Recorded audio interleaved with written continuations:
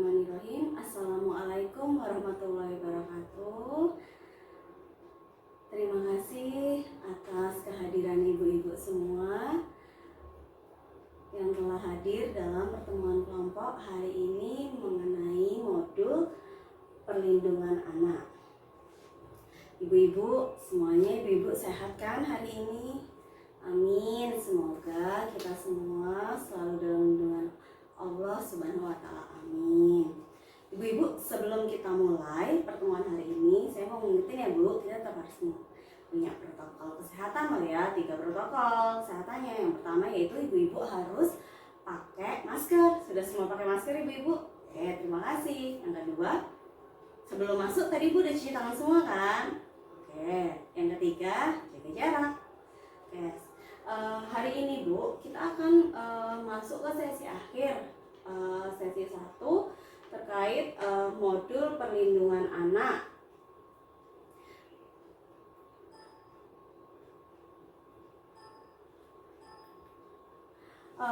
Sesi 11 ini yaitu upaya pencegahan kekerasan dan perilaku salah pada anak.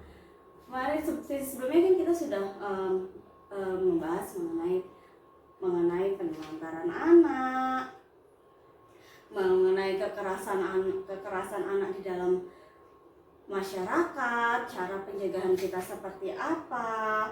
Kita juga sudah membahas mengenai tanda-tanda kekerasan seksual anak, apalagi ibu-ibu, anak istimewa ya betul. Terus apalagi lembaga-lembaga yang memberikan pelayanan untuk penanganan kekerasan anak. Oke. Kesimpulannya Ibu dari kita pembelajaran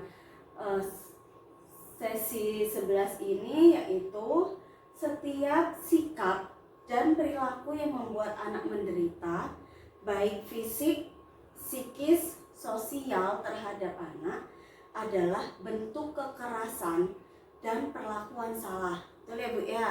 Oke, yang kedua, cara mendisiplinkan anak tidak harus melalui kekerasan. Ya Bu ya? Oke, yang ketiga, kekerasan dapat terjadi di mana-mana. Siapapun bisa melakukan kekerasan walaupun itu orang-orang terdekat.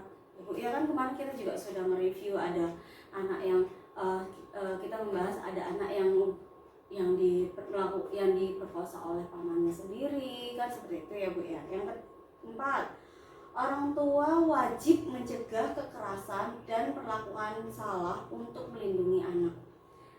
Orang tua tuh berhak untuk melindungi anaknya. Apabila anak mendapat perlakuan salah, orang tua itu berhak untuk melindungi anaknya. Selanjutnya, pencegahan kekerasan dan perlakuan salah. Pencegahan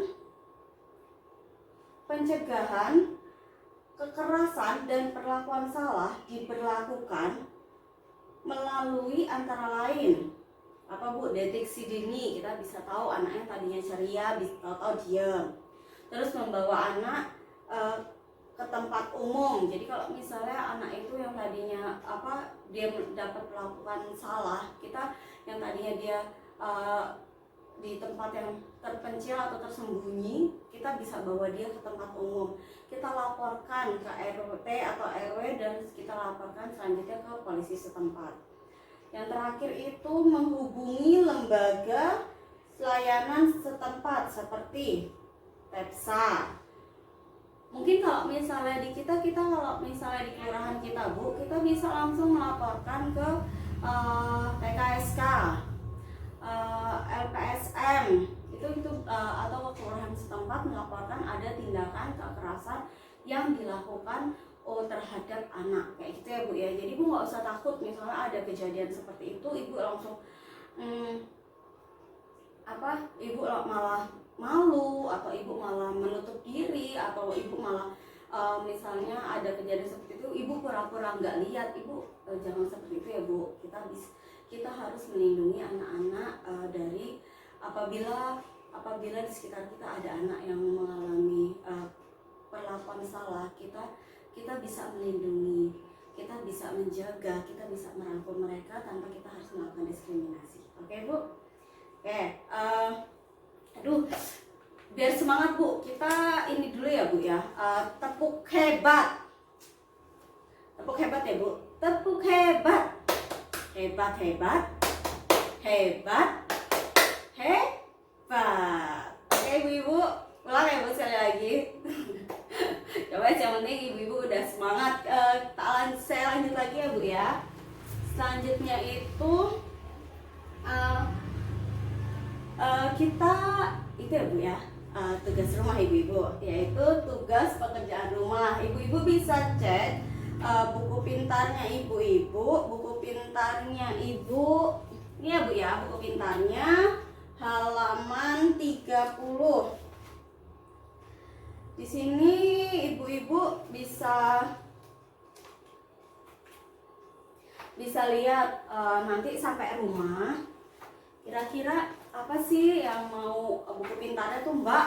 Udah kayak anak sekolah aja ngerjain PR. Enggak Bu, ini nggak dikasih PR, ini cuma diskusi singkat aja kok Bu.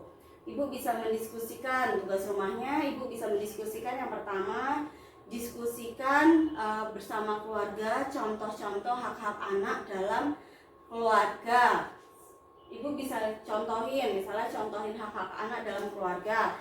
Ibu bisa lihat di halaman 7 di buku pintar, di situ dijelasin hak anak itu ada hak hidup, hak tumbuh kembang, hak untuk dilindungi, hak untuk berpartisipasi. Ibu bisa jelasin ke keluarga, anak itu haknya tuh apa aja sih? Gitu. Lanjut.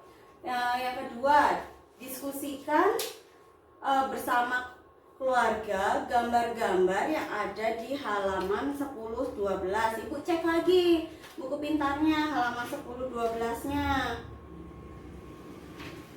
Halaman 10 sama 12 dicek, dibuka lagi. Nah, coba dicek, dilihat di situ, didiskusikan, ditempelin di halaman 13 ini ya Bu ya, di buku pintarnya halaman 12.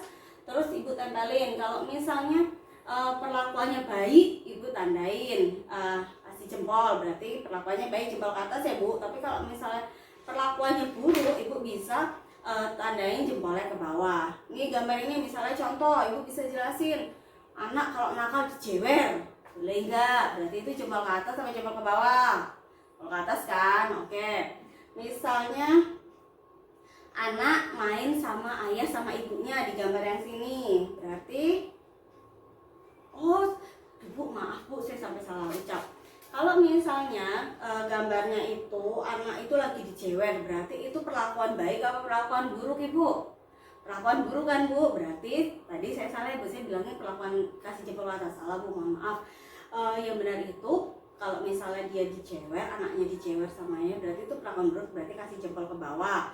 Tapi kalau misalnya orang tua, di sini ada orang tua ngasih main sama-sama anaknya, ayah ibunya main sama anaknya, berarti itu perlakuan baik, berarti kan jempol ke atas. Dan selanjutnya ya Bu ya, ibu bisa isi nanti di mungkin gini aja Bu, kita urutin aja, misalnya yang dijewer ini nomor 1, 2, 3, 4, 5, 6, 7. Jadi ibu-ibu langsung tulis di buku pintarnya yang baik, misalnya nomor 3, tulis di sini 3. Nanti yang buruk nomor 1, kayak gitu ya Bu ya. Oke. Selanjutnya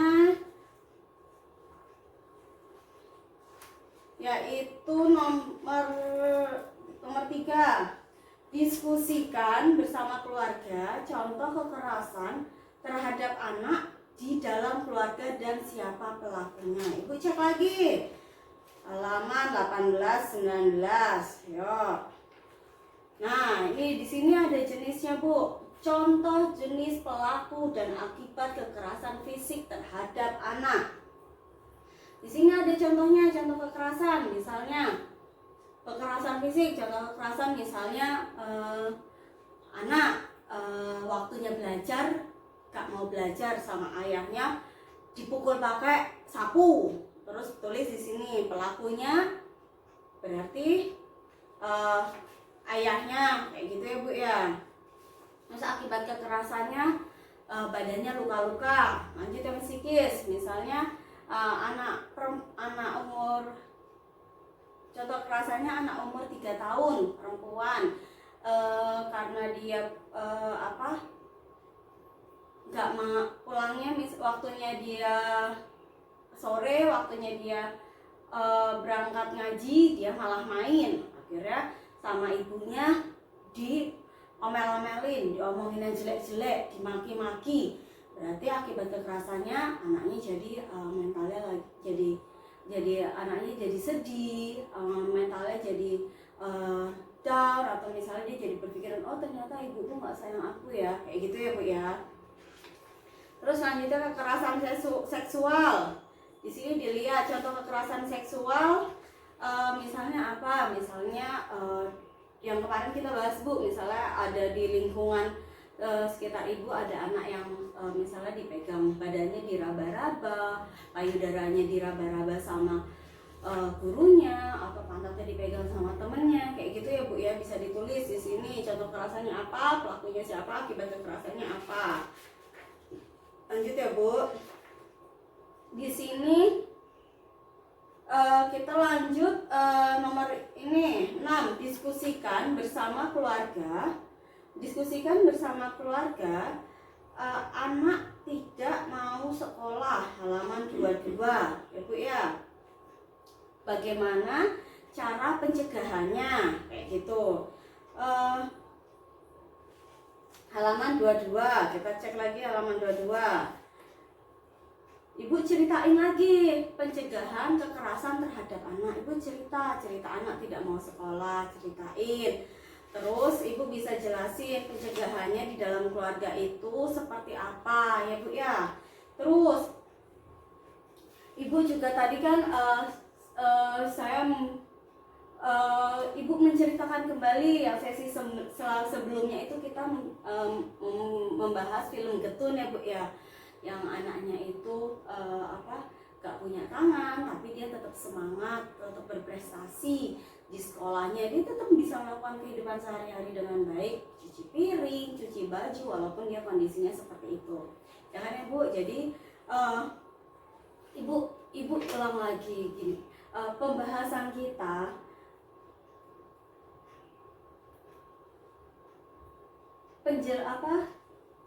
pertemuan kita sebelumnya yang terkait upaya pencegahan kekerasan dan perilaku salah pada anak, kita bisa ceritakan mungkin dari ibu-ibu sendiri ini, dari ibu-ibu bisa ceritakan di lingkungan kecil, di lingkungan di rumah ibu sendiri, di lingkungan keluarga, ibu bisa mulai menerapkan sedikit-sedikit bagaimana cara kita untuk melindungi anak, bagaimana cara kita untuk menjaga anak kita supaya terhindar dari perlakuan salah gitu ya Bu ya. Kita bisa semuanya itu bisa kita jaga, bisa kita mulai dari lingkungan kita, dari lingkungan yang kecil seperti di dalam rumah kita sendiri. Jadi semua itu dimulai dari rumah dan akan menghasilkan yang baik. Apabila lingkungan rumah yang baik akan menghasilkan yang baik dan akan diterapkan di lingkungan di luar sana ya Bu ya. Oke Bu, pertemuan kita hari ini cukup hari ini. Ada yang mau tanya? Gimana Bu? Ada yang mau tanya apa? Gimana kalau misalnya apa Bu? Oh, misalnya anak punya keterbatasan tapi nggak mau sekolah. Gini Bu, sebenarnya anak hiperaktif apa gitu ya Bu ya, misalnya, atau anaknya anak keterbelakangan mental nggak mau sekolah, apa sudah pasti keterbelakangan mental Bu, atau misalnya kelihatannya masih normal atau seperti apa?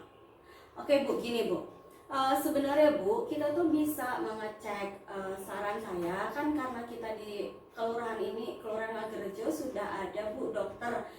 Ibu datang ke kelurahan Nagerejo, ibu datang di sana, di situ ada dokter yang memfasilitasi, akan memfasilitasi mereka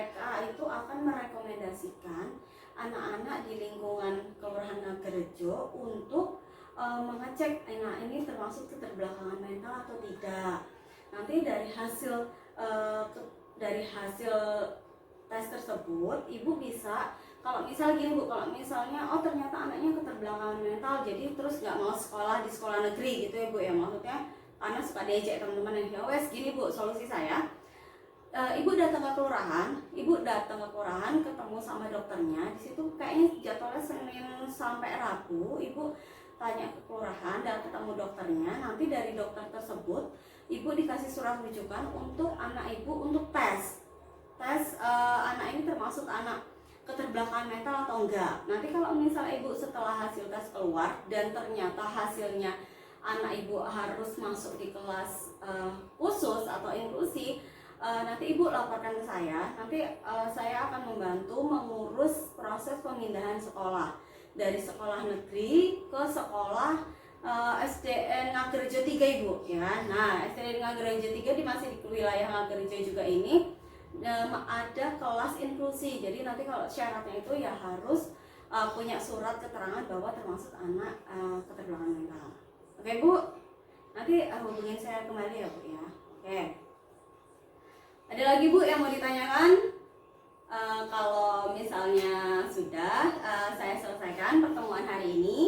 Semoga pertemuan hari ini bisa bermanfaat untuk ibu-ibu semua. Saya sendiri juga akan bermanfaat untuk saya sendiri, untuk ibu-ibu. Bagaimana sih cara kita untuk mencegah kekerasan dan perilaku salah pada anak?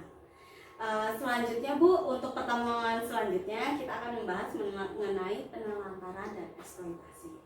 Saya tutup pertemuan hari ini. Wabillahi taufiq wal hidayah. Wassalamualaikum warahmatullahi wabarakatuh.